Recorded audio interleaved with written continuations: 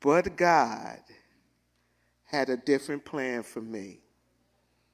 So part of my story is, me and my disease went on the road. So everywhere I went, my disease went with me. It went with me. And so I tried all types of things, changing where I live, getting a new boo, all these different things. None of that fixed it. I'm just as involved. That's the correct way to say it. I was locked up a lot.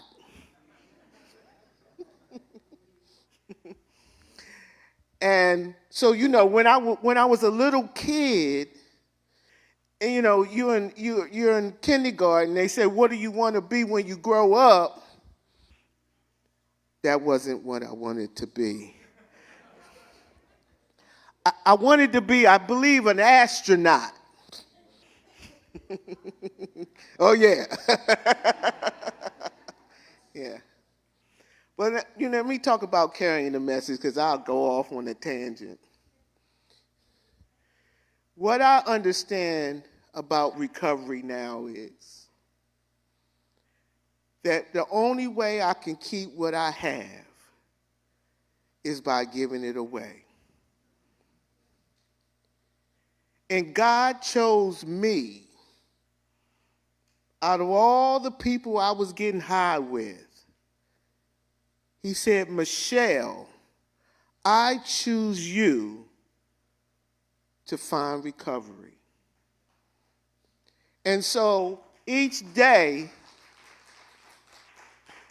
I live my life in gratitude. I live my life in gratitude. And I came through this process through Narcotics Anonymous. And I remember the first day leaving treatment and going to my meeting. It was the day before Thanksgiving. And I walked in the room, and the people said, welcome. But I don't know about nobody else, but I wasn't getting too many welcomes out there in the street.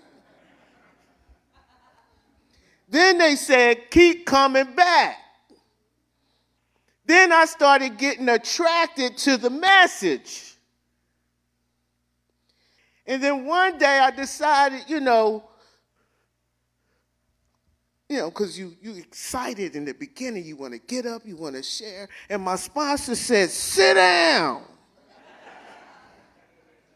She said, in order to give a message, you have to hear a message.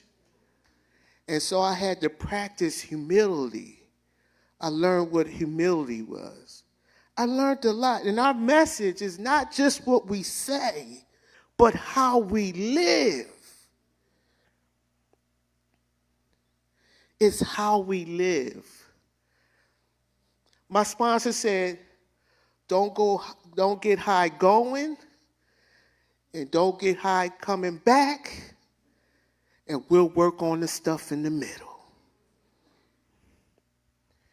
And through this journey, because, still some days I wake up and I can't believe my life today.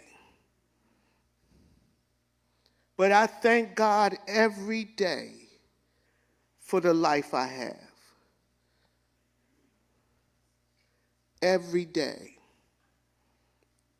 Our message is that we go through things, but we don't get high. That's our message. They didn't say, Michelle, you was going to get all your stuff back. It says you're going to be restored. The literature that I read, it said, change your old ways of thinking or go back to using. The Bible said you must have a renewing of the mind. So I had to change the way I think so I can change the way I behave. And so I am fortunate today to be in positions where I can still carry the message to those who are sick and suffering every day. See, because what I understand is we plant seeds. Then God will send someone along to water the seed. And then God will put an increase on it. You know, I remember years ago when I was incarcerated and I knew that I was different. I wasn't supposed to be here. You know, and I don't know, I wasn't incarcerated up here up north. I was in Texas, okay? I worked on the whole squad. You know what you see on the television when you're two-septing with the, you know what?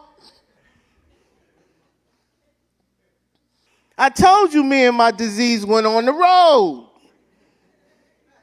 I didn't know I was going to end up in the penitentiary. But guess what? When you have a calling on your life, my sponsor told me you are going to do God's work. You're going to do it the hard way or the easy way.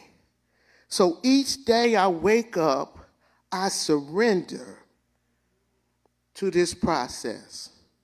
I'm not perfect, but I understand who's controlling and orchestrator of my life, who gives me permission every day. It's not this phone that goes off in the morning to wake me up.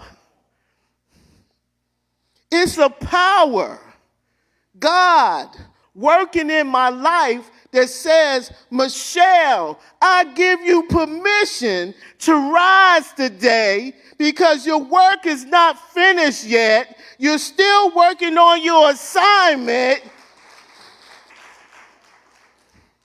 And let me tell you this.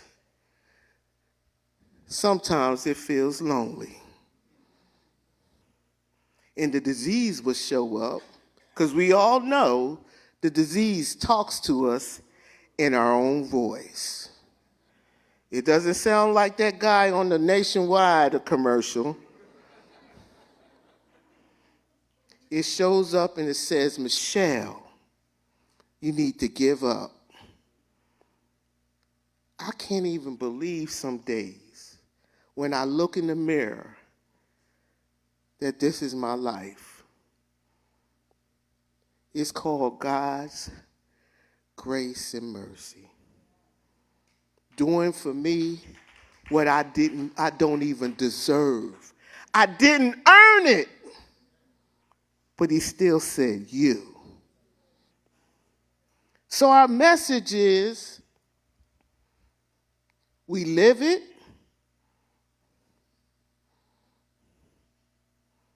we speak it,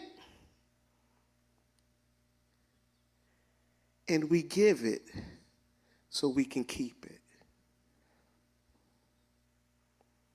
We give it so we can keep it. I'll tell you a real quick story. Real quick.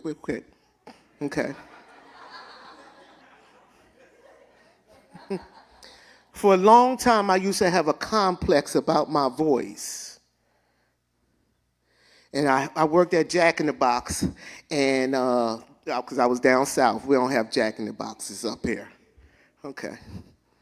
And I was working the drive-through, and I said, can I take your order, please? And they would say, okay, sir. And for years, I hated my voice. But let me tell you what God did. He took the one thing that I thought it was a curse and made it a blessing.